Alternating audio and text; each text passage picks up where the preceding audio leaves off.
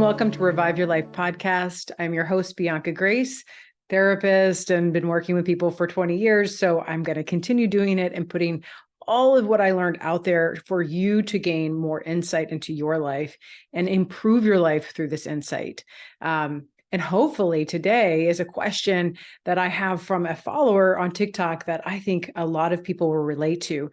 It is really about how she's been doing a lot of personal growth work and development, and people close to her haven't been, and how that starts to play out in their relationship and create some difficult questions for you to answer, but they need to be answered. And there is an approach to what I call closing the gap of that growth differential. No relationships in your life are off limits from applying the authentic principles of really being yourself and what that looks like with values and boundaries. That can't be a conditional thing that you either apply or don't apply, considering who they are to you in your life. And so, as you'll see, this one cuts right to the chase on that. So I'm going to read it to you so you have the background, and then I will give the explanation to her and to everyone else who would benefit from this. She says, I've been in therapy for 3 years, working towards healing childhood wounds and stopping my people-pleasing, peacemaker, or peacekeeping mentality. So right there, codependency 101. My parents are extremely codependent with myself and my younger siblings. I am 30-something, I'm not going to say that, with 2 children in their adolescence. Yet they still want to chastise me as if I'm a child when I do something they don't like. Any attempt on my part to set boundaries with them leads to frustration from them, guilt tripping me because I had a good life with loving parents. Ooh. And failure to recognize their part at all within the issues that they're facing right now, as sounds like even an adult child and parent type of situation. I realize I have to meet them where they're at, because someone who isn't in therapy or wants to be can't possibly understand or recognize these behaviors as problematic. Probably, but I think they are defending themselves to a certain extent, but we'll get to that. But these are the questions. But do you tell a parent they're codependent? Will that just cause more anger from them? They see me going to therapy as a threat because I've changed. So I'm afraid to call out their behaviors with the right terminology, because I think they won't believe it. This is rich. I don't know. I'm sure people that know me might say, wow, well, I'd probably unpack this for at least an hour with you, if not more than that. But let's get, I think, to some of the meatier parts, the juicier parts here for in the way that people talk about, for everyone to learn from, but the way that people talk about themselves is in their situation, generally in a narrative form like this. She did an amazing job of just saying what was on her mind and literally talking through it as if she was in a session. And I would have been really listening for, especially in the beginning, what she was talking about. First off, what was top of mind, and then how it progressed and kind of tied itself up into some pretty well-formed and well-organized questions. So a lot of times, if we start at the end, we're really missing the juicy parts. So even in your own thought process, I want you to consider how I'm thinking about how people are delivering an issue, and how the part of it that's most problematic, usually in the beginning, is generally talked through and out of, and then we have this question that really never addressed the issue. So I always go, let's go back. Let's go back to the beginning, because in the beginning was the biggest issue. It's that your parents, here you're doing all of this work, and you have adolescent children, which would be quite challenging for anyone. And there is this dynamic still between you and your parents that is is not what I would call adult to adult. It's not yet a mature relationship. So the parent's still acting as if they're the parent and you're the child, and they continue to play this out with you by doing things like chastising, insulting, or putting pressure on you to be a certain way, or ooh, that's that way. And how are they going to learn other ways if you don't teach them the way I taught you? A lot of comparison. Chastising can come in a lot of different ways, but generally it's in this same mode of there's some sort of dynamic in the parent that they want to force on the child. And the way they do it is hostilely. They're doing it through insult.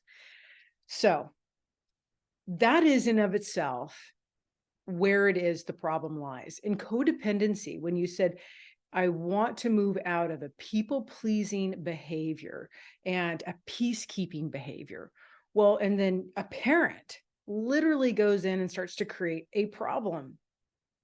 What is the oldest child, or what does a child do in normal situations is they try to figure out a way to appeal to that parent to get them their feeling states all back down to normal and everybody's doing okay. So if that parent's pissed that, let's say, oh, there's dishes in the sink, or that this person's happy, or that thing is happening with a sibling, or this over here is going on with their spouse, the peacekeeping child generally comes in and says, oh, I'll take care of it. Oh, I'll do it. Don't worry about it. Oh, you take a break. Oh, can I help you? And even though there's so much gratification in this as children, even like, oh, you're the one that's done such a good job. You're always by my side. You get quite a bit of positive reinforcement from parents often if you play this role. This role then starts to what we would call really take away from the opportunity that you could have had from developing a part of you that would be more value-based, which is, I am taking care of myself, my life, and I see that you need to hold that other, sibling responsible for cleaning those dishes. I'm not going to come in and do that for you, so everybody's okay. That's them, not me, and I'm going to take care of me, instead of constantly jumping out of your own body to go take care of everyone else and their feelings. So if you're never doing that, if you're never staying put, if you're never creating that boundary and letting other people figure it out for themselves, whatever that looks like, you're not developing it's kind of a bit of a resiliency. And I would say, people call it a boundary, but I really talk about it's a value set. There is a boundary, a delineation that isn't there for most children that are born into with your parents, a narcissistic codependent type of combo of people. That's generally what you're getting. There's a porousness that stays, instead of like, oh, your feelings are yours, my feelings are mine, my time is mine, your time is yours.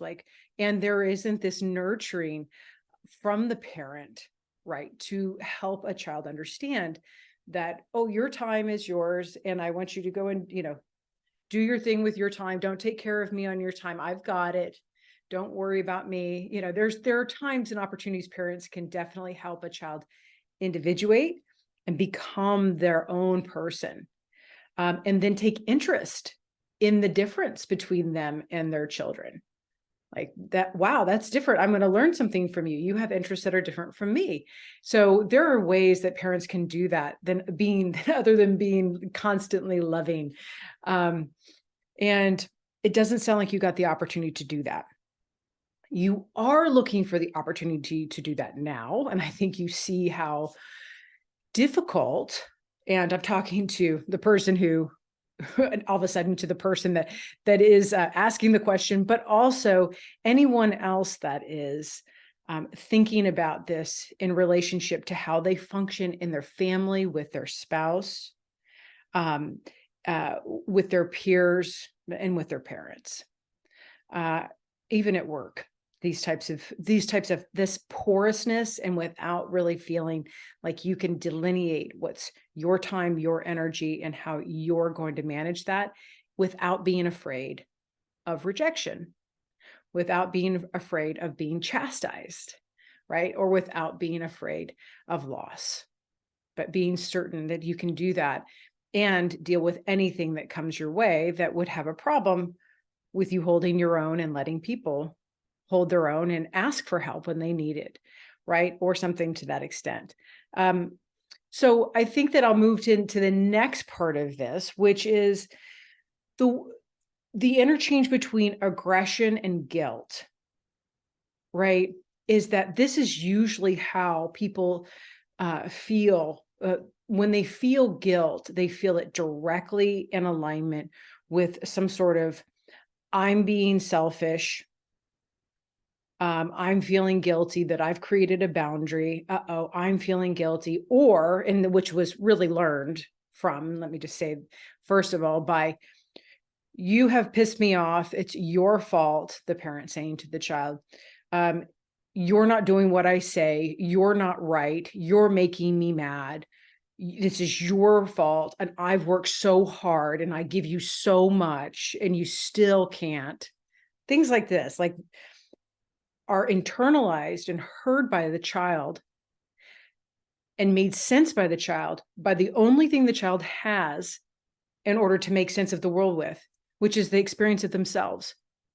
Children have no other basis for experience. They don't have this ability to be objective and say, oh, that must be because you're having a bad day. No, it's because I am this, that my parent is telling me this. I'm hearing it, and the way I make meaning is by feeling it.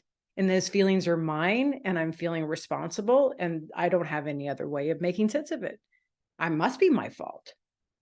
So I feel guilty for creating a problem in you. And that's devastating to a child because the child does love and their survival depends on their parents accepting them. And so this is massive manipulation if it's used all the time or too much, or really the way that you are in relationship with your parent. Because, by the way, not to get too technical, but this is something I'm going to be teaching a lot more of. If your parent is hurtful and they are then an authority figure, if they're wonderful in their authority figure and diplomatic, it doesn't matter. Whatever it is, you're internalizing it. You have also an inner authority that your parents are printing themselves on. So when we start to talk to ourselves later in life, or how we are able to guilt ourselves without our parents saying anything, is through this inner authority imprint. So when they say chastise you and then and you say, hey, you're really stepping over the line. I don't feel respected in this moment to be the parent that I am. And the work that I've done in this situation is up to me, and I'm responsible for the outcome and my children. And I don't appreciate you interjecting or interfering with your insults or with being too critical. So can you not do that? And coming back with, how could you say that? How could you be different? Basically, how can you be different from us? Is shattering the mirror of illusion that you are an extension of them and that they're in control, and they're in control through their words. And then it's just, wow, okay, well, if that didn't work, here comes the big guns, which is, we've done everything for you. We've been loving parents. What are you talking about that we have anything to do with this? No responsibility and projection and blame, right? At some point you have to be able to see, what it is for what it is. If this still gets an emotional reaction out of you, it's difficult, because one of the problems that we're facing here is that they have a hook, and you let them hook with an emotional response, and the hook itself is again something from the past. And it could trigger all sorts of things in your mind, but that's why you do therapy and you do the work to apply and go, ooh, that's the hook. It's lighting me up. I'm going to unhook myself, take a deep breath and say, that's not what this is about. I'm not talking about being loving parents. I'm not talking about the past. I'm talking about right now. And that I'm an adult, and you probably need to, I get a little bit feisty in this, but update your idea about who I am and what I'm doing as a parent. So I think that is how, and I'm going to start to kind of wrap this up a little bit, but that's how we talk to people. We don't need to say, hey, this behavior is codependent. You need to go get some help. Or in a lot of ways, this is kind of a codependent narcissistic manipulation of a combo, because I see quite a bit of both. But people can be. I think that they're two sides of the same coin. I don't actually think that there is just like, well, there's rarely a very pure case of codependency or a very pure case of narcissism. That does happen. Absolutely. Don't get me wrong. But most of the time, the majority of the time, it's a blend. So whatever serves them is what they're using at that time. And I think that I was just saying that this is the thing, is that to talk to people in that language, unless they're willing to get into a session with you or do some family therapy, it's meaningless. It could be provocative too. You could be just like kind of throwing a term out there that they have no idea about, and then they find out and they're like, oh, that's really negative. I don't know what you're talking about.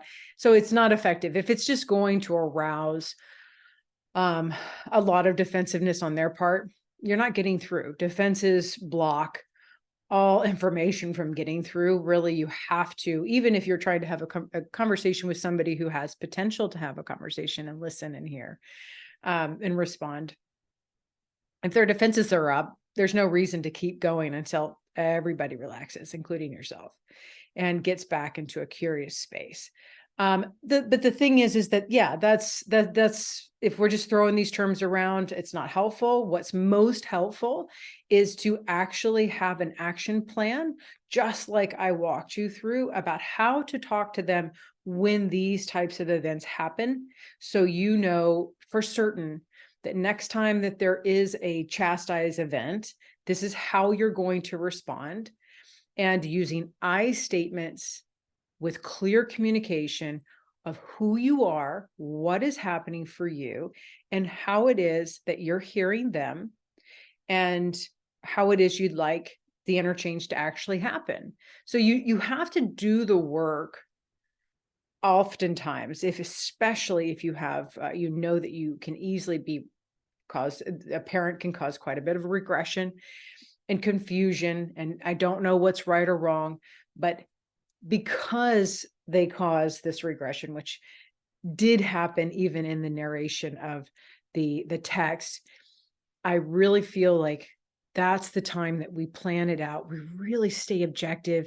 We've got our plan about how we're going to talk, and we do not get pulled into any of the details or any of the things that they say habitually. And we keep coming back to us. Anytime somebody tries to say, oh, we were this, or there's something wrong with you, you've changed, you're like, that is about you. I know I'm coming from a solid space in my heart and in my mind, and I know who I am. And if I've changed, I'm changing for the better. And, I hope that you can accept where I'm coming from in order to have a relationship with me and, your grandkids and all of this, and staying again in a comfortable space within the I, that they are no longer in charge of your self-worth, that the parent, the spouse, whoever's talking to you like this is no longer in charge of how you feel about yourself, whether you're good enough or whether it is that, you can have values or a boundary, or state who you are and ask them to calm themselves for themselves. You're not in charge of changing yourself so they feel better. Okay. So I think that that's really what it kind of boils down to. And the very basics of codependency is that when you're in a relationship, again, any relationship where the person is putting a ton of pressure on you to conform to making them feel better, regardless of what comes out of their mouth, even if it's insulting to you, change to form yourself around this thing. This will make me feel better. Like, oh, we're there. Wait a second. And if that is something that you feel like, oh, maybe I could a little bit, maybe I should a little bit. Oh, I feel guilty if I don't. That's when you have to have a plan.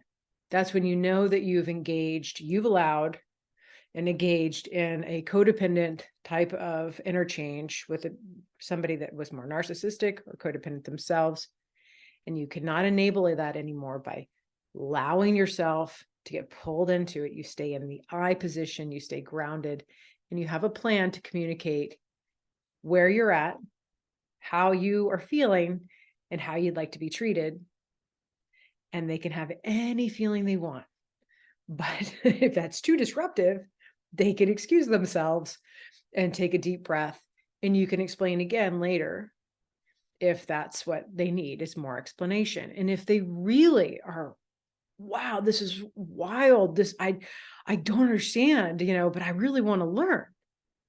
That's when you say, you know what, maybe you could come to me. And I don't know if you have a family therapist or somebody that would be able to see all of you, but possibly that's when I have found either there is a complete block, or if there was more of a codependent tendency in the parent, there is this, I kind of have a desire to understand what you're talking about because these techniques aren't working anymore. And that's what's really critical, is frustration on our part. We have to frustrate people to a certain extent. We can't give them everything they want constantly, or just argue with them, or do all this emotional stuff. We have to frustrate what it is that, and not give it to them. And the gratification isn't just right there, just enough to provoke this curiosity and growth. And to pathologize or demonize or to chastise or whatever they're doing to make you feel bad about change, growth, doing things your way, you stay resolved in doing it your way, and you don't make excuses for it. You communicate openly about it. And that's how I think that people start to learn without having any need to say the word codependent, narcissistic, or anything. Those are things that can be brought up in a clinical way if that's necessary. But otherwise, have a plan for clear communication. I statements. I think DBT is a really great, usually the interpersonal, there's an interpersonal section that I love. I love it. And the worksheets there are amazing. And they would tell you everything that I'm telling you, looking up ways of clearly communicating. There are literally scripts that you can write out. I've done some work in that too, about how to communicate with people in your utmost integrity and apply all of your personal growth skills, and do not leave do not take your hands off the wheel or leave your personal self-worth or your confidence to anyone else to manage. That is yours. Okay. So I hope that was really helpful. And I hope my listeners were able to gain a lot from that explanation. And I will answer the next question in a new podcast. So do keep around for more. And if you have a question, if you give me a nice, again, that was just the perfect amount of information, please write me. You can contact me via email on my website or through TikTok or Instagram. I do check those. And if it's looking good and I can answer it, I certainly will on the podcast, because again, this is nothing to hide from. There's so many of us that have these types of issues, and we all can learn from each other. That is my philosophy, and we learn much faster that way and improve our lives exponentially. So I will see you in the next one. Here we go. Revive Your Life podcast is on its way. Thank you. Bye-bye.